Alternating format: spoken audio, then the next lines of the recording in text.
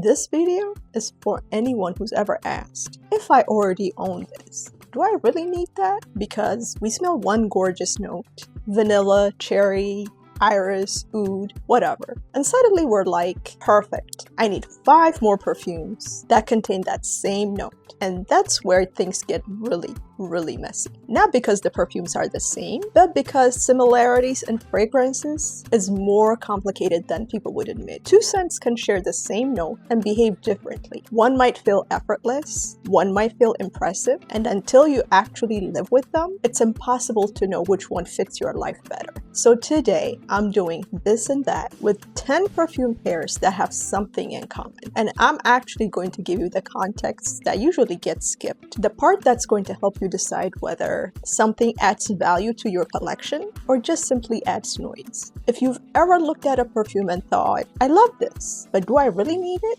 Then this is exactly the conversation we're about to have. Fair warning, if you enjoyed this video and don't interact, the algorithm, it takes it personally. So please choose wisely by subscribing if you haven't done so already, liking this video if you enjoy it, and make sure to hype this video as well. Thank you. And now, the fumes.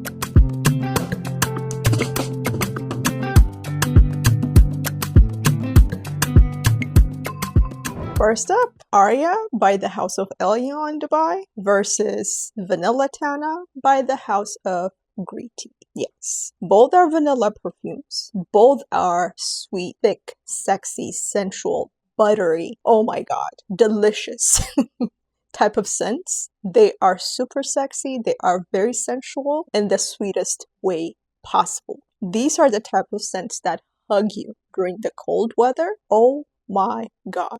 And both of them are strong. You don't need much, but I'll tell you the difference between the two. First, let's talk about Vanilla Tana. This is a compliment magnet. And as I mentioned, this comes in as super sweet. Obviously, it's vanilla, but the butteriness, it is very prominent. I would say this is one of the best buttery perfumes that I've ever experienced. And it really showcases the true nature of butter in perfumery. Like, I can feel it when I smell the perfume. That's how good it is. Like, that's how much the butter comes through the scent. So if that is something that you're interested in and you love that type of DNA, if you've tried something like that before, this would be a good one to sample as well. But if you haven't, be warned. If you don't like that thick, buttery, creamy type of vanilla scent that is super sweet, then this may not be for you. And so this is very cozy, very comforting, almost feels like edible because of that literal buttery scent in combination with the vanilla. It comes off as super delicious. What it struggles with is versatility because it's so thick and rich that you could probably wear it during colder weather. I would not tempt or try to wear this during warmer weather because it might be a bit too much. Well, if you're inside, it might be okay, but outside, I wouldn't even get close to it because it's very thick, as I mentioned. So this is not that an easy grab type of perfume. This is not an easy throw and walk out of the house kind of perfume. No.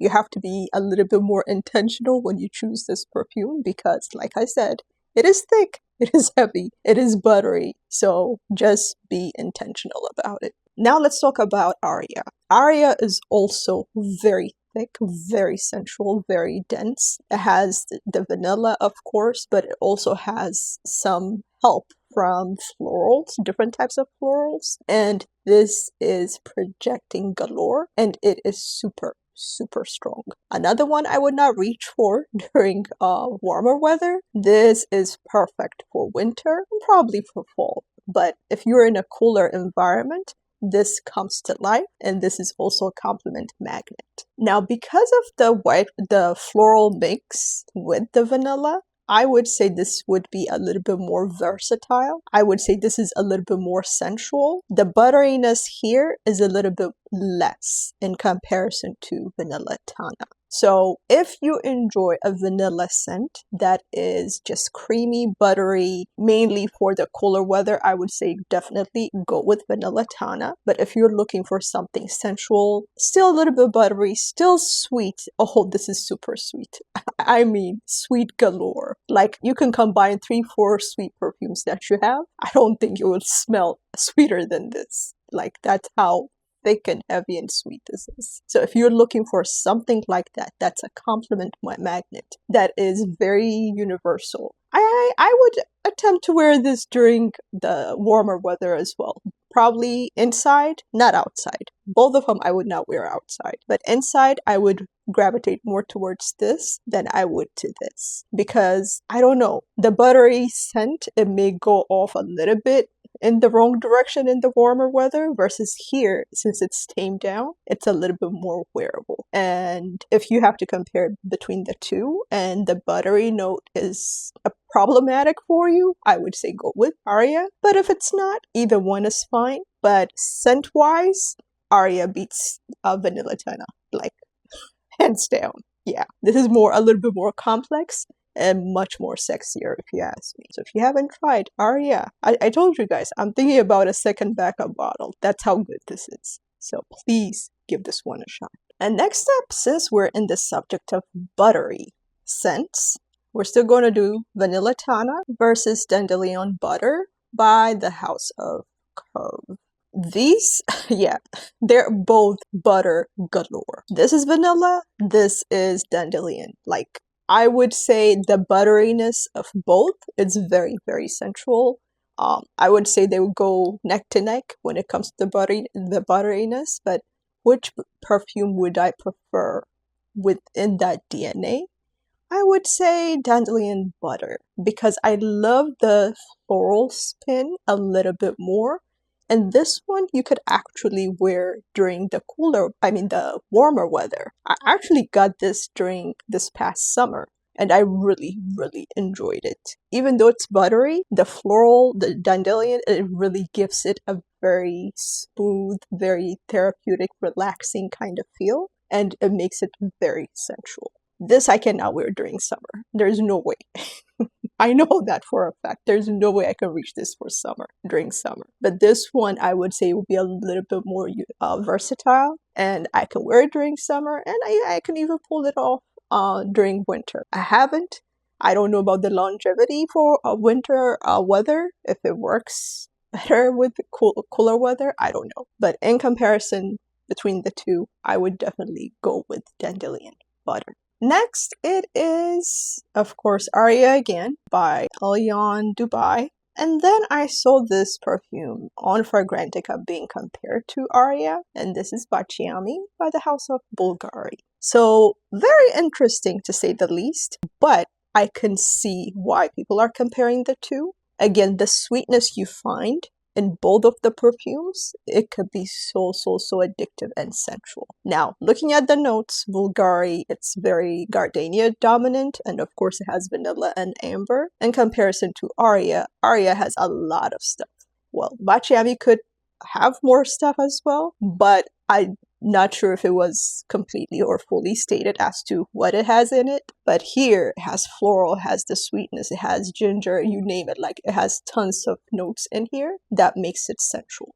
If I have to choose between the two, I won't. I will get both, because I love the sweetness that I get from both perfumes. So either way, you cannot go wrong. Now, I cannot choose between the two.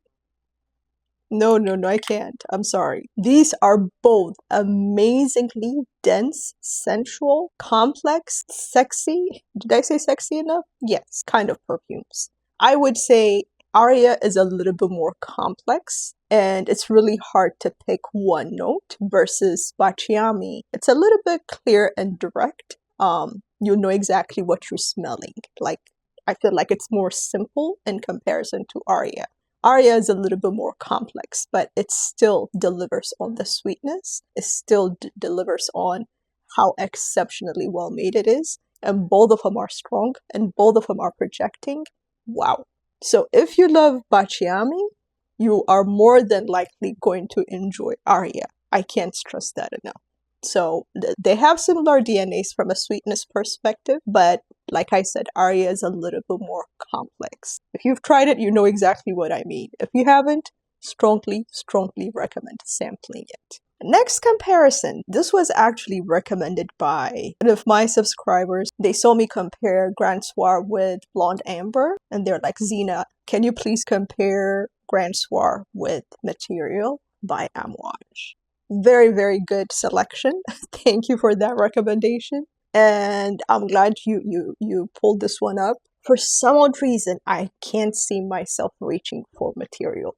Not because there's anything wrong with it, I just don't know why. I'm so hooked on Grand Soir.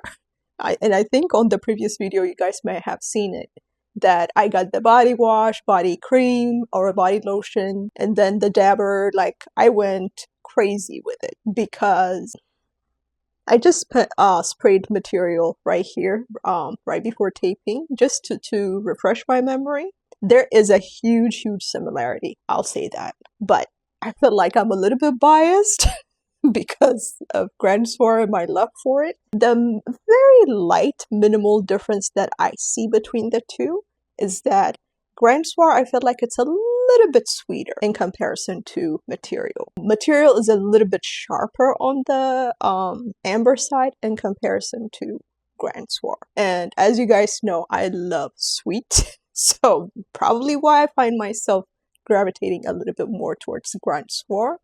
But Material is just as good. It just reminded me how good it is. And I'm going to start using it a little bit more every time I feel like I'm reaching for Grand Soir and see how things go. But overall, both of them are exceptional. If you'd like a sweeter spin of an amber perfume, you will not go wrong with either one. So at this point, I would say price would probably be the most important factor. Whichever one you can find on sale, I would say go with that. You will not go wrong. But I am biased, so I keep reaching for Grand Soir a little bit more. It does not mean that this is bad, so I just want to put emphasis on that. So either one, if you decide to get either one, you will be fine. But I have both. The next comparison is between Nocturne by the House of Ira and Imperial Valley by the House of Gisa. I just gave my bottle to my sister yesterday. That's why I don't have it and I'm showing something else from the house. This is La Luna actually. But I just wanted to hold something for comparison, but you'll see the picture on the top right corner. But yeah, the difference. I love both scents. And I actually enjoyed Imperial Valley more yesterday once my sister tried it and I smelled it on her arm. Wow, it smelled really good on her. And I might end up getting a full bottle, like the big 200 ml. It's really good. Now, the difference between the two, let's talk about Nocturne real quick. Nocturne is very similar DNA, very similar scent profile. If you feel like Imperial Valley is a little bit too punchy or sharp, this will be your go-to, because this one is the more sensual, more tamed down, more intentional, more sexy version of Imperial Valley. And boy, this is also strong. It lasts for a long time. Very, very sexy. Oh my god. I can't stress it enough. Like, I've been reaching for this quite a bit, especially like if I have an evening outing, date night, that kind of stuff. This is phenomenal. Like, I can't stress it enough. If you haven't tried it, please, please, please give this one a shot. I know from the house, a lot of people talk about a Symphony, Act 1. Those seem to be getting a little bit of attention, but this one needs attention. Like, yeah, very, very good. If you like the fresher version of the sharper version of this scent DNA, then absolutely go with Imperial Valley. You will not go wrong.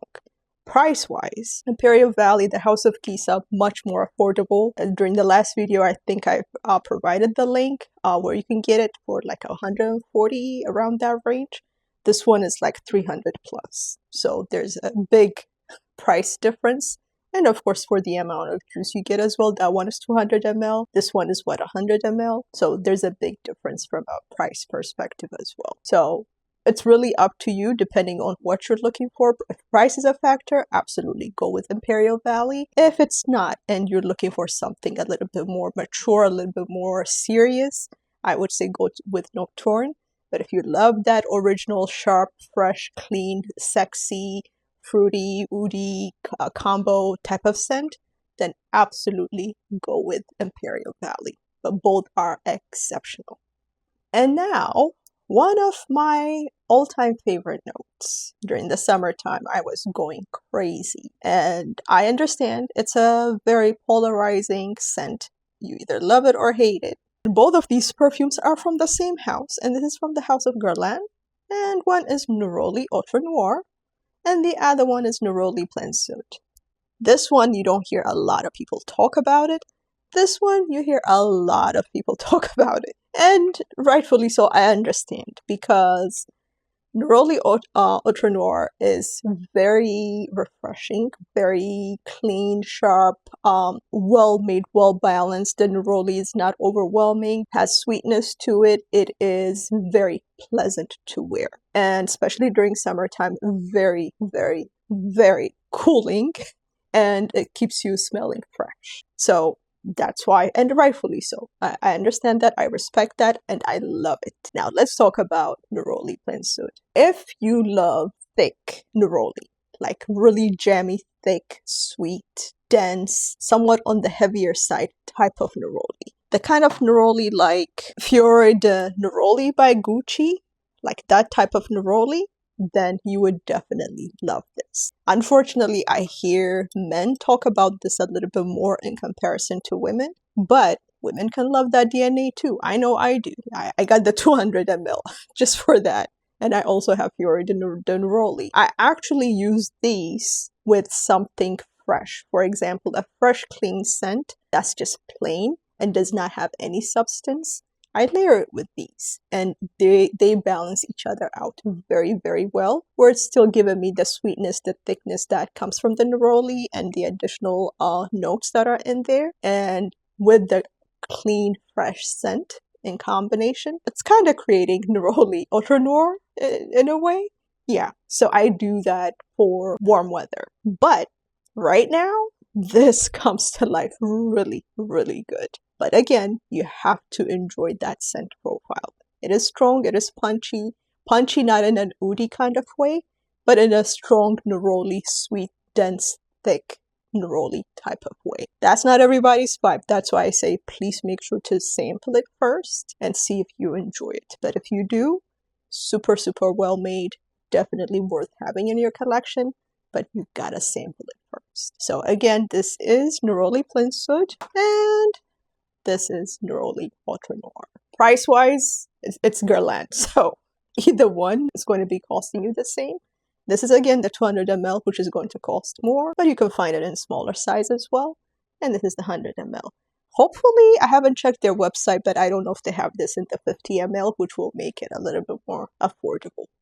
And the next one is for my Rose Freshies, and first one is Eladaria by the House of Creed versus Rosario by the House of Beau. So this one was recommended by Tammy Roxanne, whom I call my twinnie because we both have a very strong love for Neroli. And she recommended this one through her videos. Please make sure to follow her. She has really, really great content. And I was like, okay, I need to get my nose on this, which I'm glad that I did. And for some odd reason, I had a feeling that this was going to be a little bit similar to Rosario, which you guys know if you watched my video during the summer, I was losing my mind with this along with Existence. This was one of the fresh rose perfumes, rose peony, that kind of scent. And I'm like, okay, if it's anything like this, then I need to get my nose on it. I'm glad I did. Now there's a difference between the two. I find this one to be a little bit powdery, a little bit spicy to a certain degree in comparison to Rosario. With Rosario,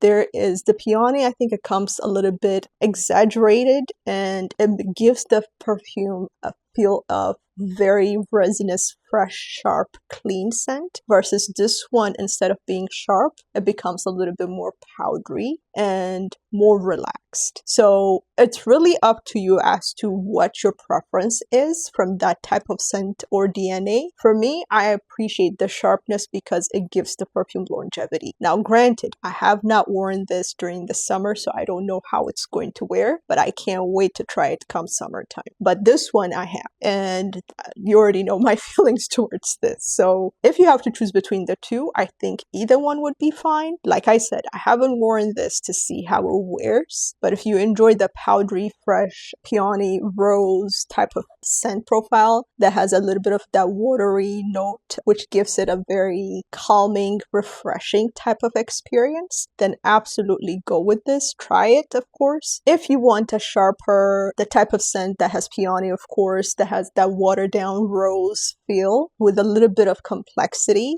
believe you me, this has incense. Like, I couldn't believe it has incense, but it gives it a little bit of punchiness, and it extends its longevity during summertime, because summertime fresh scents usually they don't have longevity. This lasts, like, surprisingly, shockingly, it lasts, it projects, it keeps you fresh throughout the wear. So that's why you see me putting a little bit more emphasis on Rosario. But like I said, I have not worn this during the summer, so I can't say much about it. But once I do, I'll make sure that I keep you guys updated. But this is just as good, really, really well made, and I'm glad it's in my collection. Thanks, Tweenie.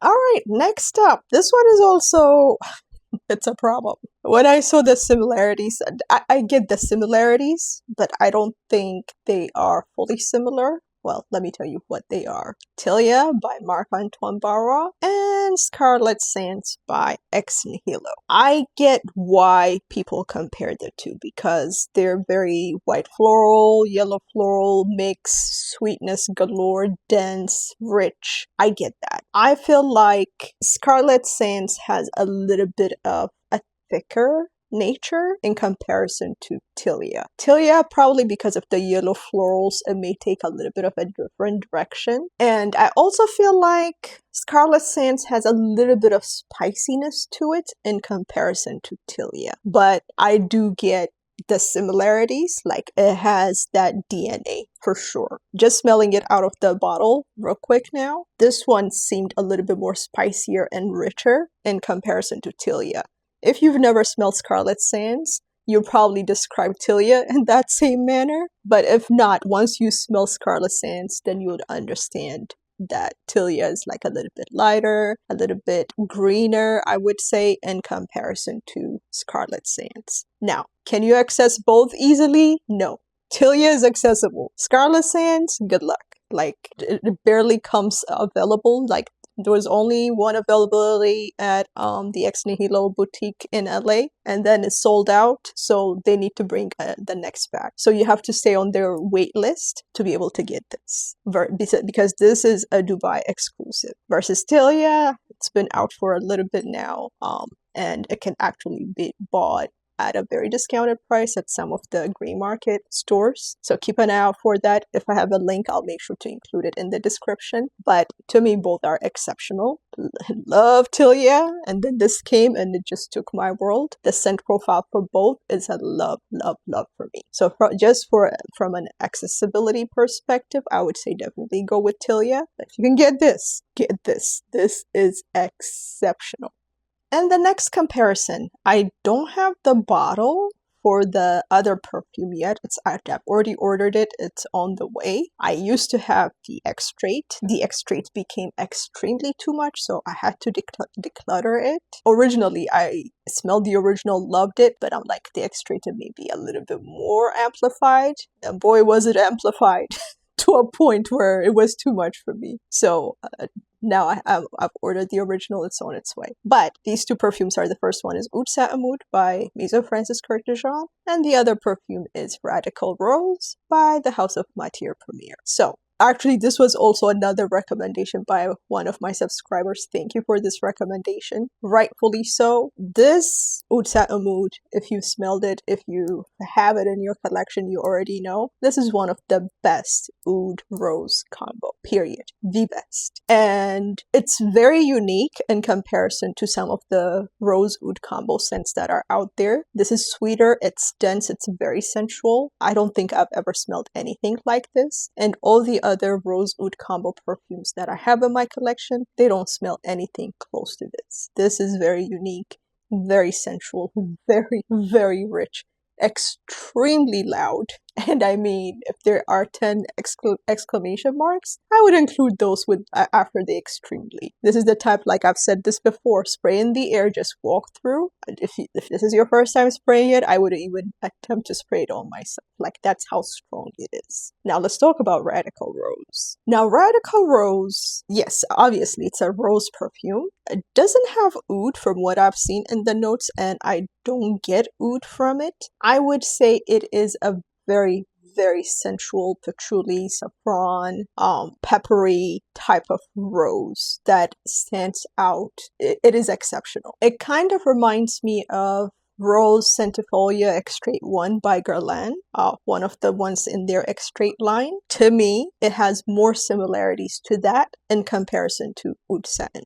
There is a very, very addictive rose scent in that perfume that I just can't get enough of. It is unique in its own nature. It's very elevated. It's very rich. I feel like it's the mixture of the old rose versus new rose perfume combination, but the modern take of it really makes it stand out. I wouldn't compare this with Oud Satin Oud. I feel like there are very two different rose perfumes to me. This one, even for a rose oud combo, is very different in comparison to others, as I mentioned earlier. And Radical Rose is also very distinct in its own DNA, to a point where I'm comparing it to an Extrait Guerlain perfume that is nowhere close to Oud Satin Oud. So that should give you a little bit of an idea. Let me know if you have different thoughts, but to me, since both of them are very unique, I would say sample them to see if both of them work for you. And that's why I'm having both, right? Because I enjoy both of those DNAs. I was thinking about getting a Rose Centifolia Extrait 1, but looking at the price and looking at the price for Radical Rose, what's the point? That one is like close to $700. This one I got less than $100 with some discounts and all. So yeah, definitely if you have tried it, and I would recommend, that's a definite must-have in a collection if you enjoy that scent profile. And obviously you know my feelings towards Oud Satin Oud. So both of them are exceptional, and I would say both of them are a yes in your collection. And last but not least, the Battle of the Tobaccos. This is Tobacco Exquise by the House of Caron, and this is Tobacco Vanille by the House of Tom Ford. Both are obviously tobacco perfumes. You've heard about Tobacco Vanille, very famous, rightfully so. Both of them have sweetness, both of them have tobacco, but how they're made is what makes the difference between the two. Now, Tobacco Vanille, I would say the tobacco is a little bit darker, more pungent, more in your face, more complex, to a point where I hear more men talk about it than women. Versus Tobacco Exquise, I would say it's super, super wearable. I wear this to work. Is the tobacco there? Yes, absolutely. But it's very light wearing. And the way it's blended with the sweetness in this perfume, with the vanilla, this is intoxicating. So if you love like a darker scent, but sweet and pleasant to wear, I would say absolutely go with Tobacco Exquise. Like, you cannot go wrong with this perfume. It's not, I wouldn't even compare the tobacco, the nature of the tobacco, to Tobacco Vanille. This is strong, and I admit, I agree with that. But this one, it's very lightly made, very pleasant to the nose. If you're sensitive to strong, powerful, dark scents, you would enjoy this. So I would strongly recommend sampling this first, see how it wears on you, see if you feel comfortable with the darkness of the tobacco and the strength of the tobacco, and see if that works for you. But to me, this wears very light in comparison to Tobacco Vanille. So If you want a good comparison and you're interested in a tobacco perfume and you want something lighter, sweeter, please go with Tobacco Exquise. Get a sample as always, because these types of scents are very complex and the only way you find out how it wears on you is by trying it. I wouldn't even spray this on a tester or a strip or paper because on skin it's different. So try it on your skin, see how it wears on you. Give it a full day wear to see the longevity and all of that. To me, this lasted about a good 6 hours. And then after that, it became a closed skin scent. But every now and then, you get the whiff of it. Maybe I became nose blind, I don't know. But I've been smelling it throughout the day. And it smells very, very relaxing. So if you haven't tried it, please give this one a shot. So my preference and recommendation would be Tobacco Exquise. Alright folks, so those were the 10 comparisons that I wanted to do for this video. I wanted to pick different types of notes, some complex, some light, some fresh, some unusual, some perfumes that are very prominent, everybody knows about them, others not, so I tried to balance it out that way. Hopefully this was helpful to you, and I also wanted to include some of the recommendations that you guys suggested. Please keep those recommendations coming. It helps me to create more content like this, and I'd rather create the ones that you're interested in knowing versus something that I think you should know. So please let me know in the comments any comparisons you'd like to see me do. If I have it, I will do it for sure. I may not have full bottle. If I have the samples, which more than likely I might, then I will definitely do it for you guys. So let me know in the comment section. As always, thank you for watching. More videos to come. This was the first one for the day. 3 more to go. So I'll talk to you soon. Bye.